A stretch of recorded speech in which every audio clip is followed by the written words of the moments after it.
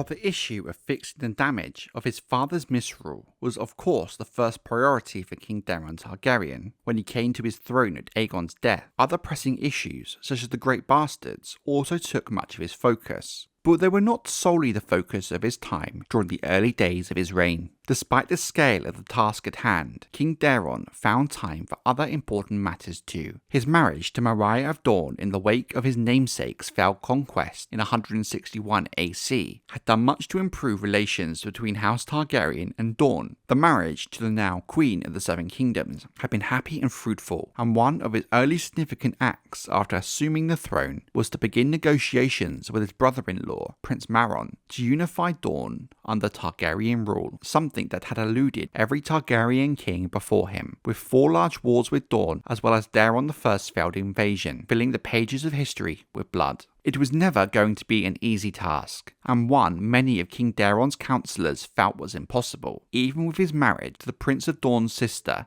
there possessed a real risk that even if House Martell did agree to join the realm of House Targaryen, that it did not mean the great lords of Dorne would also agree with their prince's choice. It took 2 years of hard negotiations, but in the end, in 186 AC, an agreement was finally reached in which Prince Maron agreed to be betrothed to Daeron's younger sister, the then 14-year-old Princess Daenerys, once she came of age. Daenerys and Prince Maron were married the following year in 187 AC, and with that marriage, Prince Maron knelt and swore his oaths of fealty before the Iron Throne, and Dorne finally became part of the realm of House Targaryen. King Daeron II had done what no other king could, and brought the Dornish into the realm. It may have taken 187 years longer than Aegon the Conqueror had intended, but his dream of a united Westeros was finally achieved. For the first time in history, from the broken arm of Dorne in the south to the wall in the far north, Westeros was one realm, under one king. King Daeron II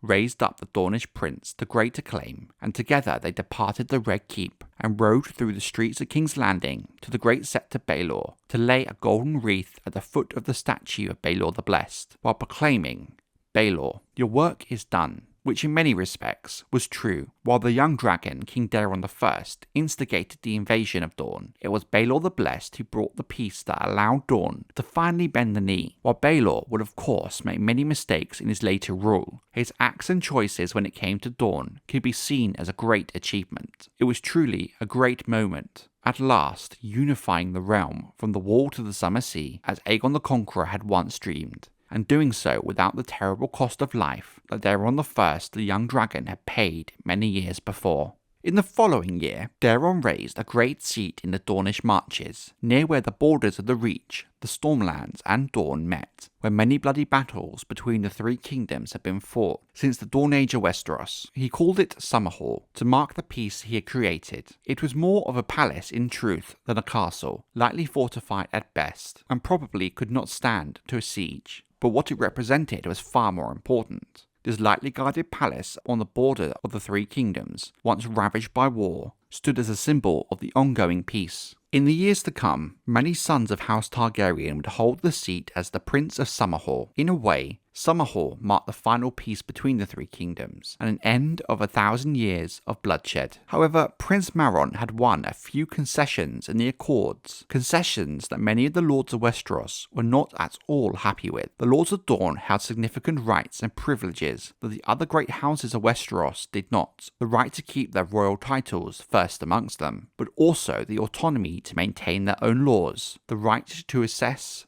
and gather their own taxes due to the Iron Throne, with only irregular oversight from the Red Keep, and other such matters. Dissatisfaction at the concessions was one of the seeds from which the first Blackfire Rebellion sprang, as it was the belief that Dorne held too much influence over the king, for Daeron II brought many Dornishmen to his court, some of whom were granted offices of note. The huge achievement of King Daeron II Targaryen, bringing the Dornish under the control of House Targaryen, cannot be understated or overlooked, but there was a huge cost in terms of the opinion and mood of his own lords, especially in the Stormlands and the Reach, who felt the accord with the Dornish Daeron had achieved was to the detriment and cost of his own people. More so, there was a fear of the growing power the Dornish held over the king. His wife was the sister to the Prince of Dorne. Princess Daenerys was married to Prince Maron, and the court at King's Landing had been filled with Dornish lords. More so, the king's children, and thus the heirs to the Targaryen throne, would also now be half Dornish, with familiar connections to Dorne through their mother and aunt.